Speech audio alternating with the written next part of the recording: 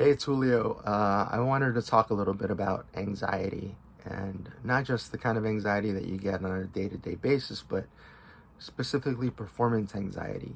Anxiety you might feel before a speech or a sporting event, or getting married, which is a huge one. Uh, so anxiety surrounding life events and circumstances in your life.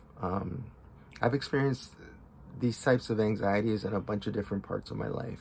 For me, it started when I was young at school. I had lots of anxiety around school, and my dad would have to come pick me up because I felt sick. So that was a huge part of my childhood.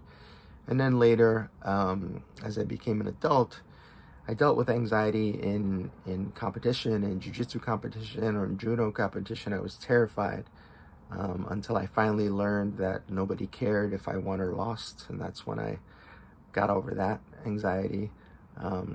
I get anxiety before I teach workshops, before I teach a seminar. If I'm talking to a group, like a corporate group, I might be kind of freaking out the minute before I walk out. But as soon as I get out there, I just get on a roll and I do my thing, And it's the same with teaching. Often over the years, especially when I had my own school, before teaching, I'd get really anxious and I'd think, what am I doing here?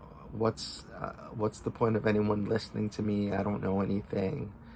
They're gonna find me out. All those feelings would be there again right up until I got on the mat and I bowed in, and then that would disappear. And I think that's the biggest lesson I've learned over the years about anxiety and performance anxiety to begin with.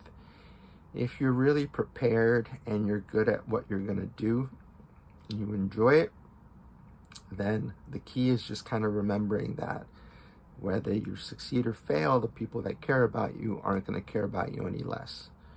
The ones that fail and walk away, it's okay, you can do without them. But, success or failure, that's not what your own goals should hinge on. It should be about your giving your maximum performance and doing the best you can do and overcoming that anxiety, and not just overcoming it, but transforming it, changing it from fear to excitement, right? Identifying it as something different. That way you take control of the emotion rather than letting it take control of you or letting it dictate how you're going to feel, right?